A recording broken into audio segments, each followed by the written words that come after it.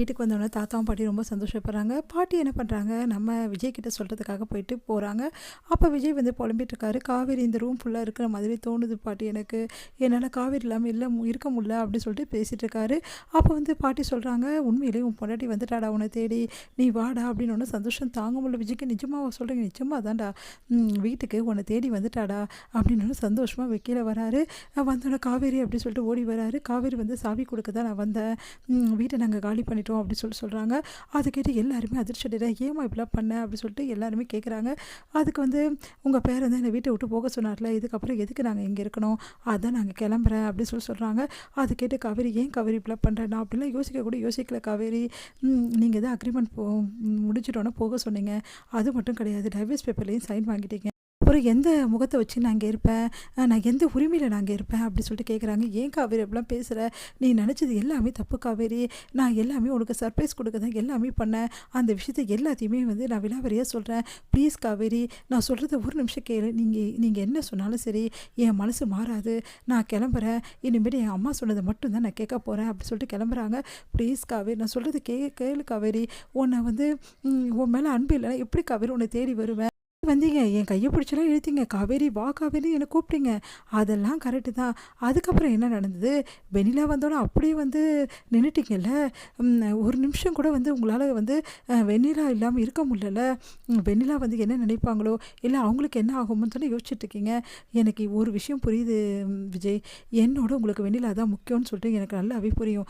ஏன் நீங்களே ஒரு வாட்டி சொல்லியிருக்கீங்களே, நான் முக்கியமாக வெண்ணிலா முக்கியமானு கேட்டதுக்கு எனக்கு வெண்ணிலா தான் முக்கியம்னு சொல்லிட்டு, அது மட்டுமா வெளிலாம் வந்தோடனே நீங்கள் ஃபோன் கூட பண்ணாமல் என்னை தவிக்க விட்டுட்டு போனவர் தானே நீங்கள், அது மட்டுமா பண்ணீங்க, இப்போ வரைக்கும் வெள்ளான்னு சொல்லிட்டு வெள்ளா கூட தானே இருக்கீங்க, எல்லாமே வெள்ளாக்கு பார்த்து தானே பண்ணிகிட்டு இருக்கீங்க, என் மனசு என்னென்னு கூட நீங்கள் ஒரு நிமிஷம் கூட புரிஞ்சுக்கினதே கிடையாது, என்னை ஒவ்வொரு நிமிஷம் நோக்கடிச்சுன்னு தான் இருந்தீங்க அப்படின்றாங்க.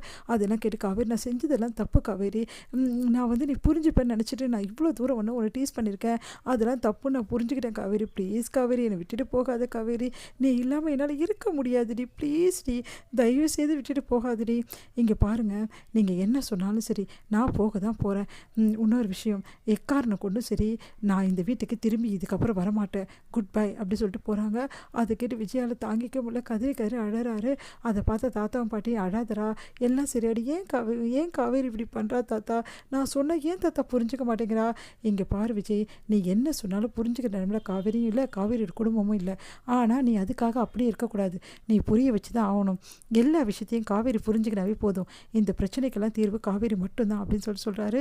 தாத்தா என்ன தாத்தா சொல்கிறீங்க, காவேரி தான் போகிறாள் தாத்தா, எங்கேப்பா போயிட போகிறா, காவேரி என்ன அவங்க ஊருக்கு போகிறாளா, போட்டோம் ஊருக்கு போயிட்டு வரட்டும், ஒன்றும் பிரச்சனை இல்லை, அவங்க அம்மா வீட்டில் தானே இருக்கட்டும், எந்த பிரச்சனையும் இல்லை, என்றைக்குமே அவன் பொண்டாட்டி தான், எப்படி தாத்தா அதான் எனக்கும் அவளுக்கும் எந்த சம்மந்தமும் இல்லை சொல்லிட்டு போகிறாளே, சம்மந்தம் இல்லை சொல்லிட்டு போகிறாப்பா, ஆனால் நீ கட்டின தாலே சுமந்தம் தானே போகிறா, உடனே வந்து என்னங்க சொல்கிறீங்க அப்படின்னு பாட்டி கேட்குறாங்க. ஆமாம்மா அவள் வந்து தாலியை கழட்டி தரல, தாலியை கழட்டி தந்து நீ எனக்கு தேவையே இல்லை அப்படின்னு சொல்லிட்டு போனால்னா சம்மந்தம் எல்லாம் சொல்லலாம், இப்போ வரைக்கும் விஜய் கட்டின தாலி அவள் கழுத்தில் இருக்குது, கழுத்தில் இருக்கிற வரைக்கும் விஜய் நீ தாண்டா அவள் புருஷன், என்றைக்குமே அது மாற போகிறதில்ல அப்படின்னு. தாத்தா ஆனால் காவேரி இல்லாமல் என்னால் இருக்க முடியாது தாத்தா, ஏன் தாத்தா காவேரி புரிஞ்சுக்காமல் இப்படி பண்ணுறா, எல்லாத்தையும் புரிஞ்சு பாப்பா, நேரம் வரும்போது கண்டிப்பாக புரிஞ்சுப்பா, அவள் புரிஞ்சுக்கிறேன்னா நீ புரியவை, எல்லா விஷயத்தையும் ஒன்று விடாமல் புரியவை, சான்ஸ் கொடுத்தா தானே தாத்தா புரிய வைக்க முடியும், சான்ஸு அவள் கொடுத்துட்டு தான் போயிருக்கா, புரியுதா அவனுக்குன்னு யோசிக்கிறாரு. என்ன தாத்தா சொல்கிறீங்க, ஆமாப்பா சான்ஸ் கொடுத்துருக்கா, அதை நீ தான் யோசிக்கணும் விஜய் அப்படின்னு அதிர்ச்சி அடைகிறார் விஜய்.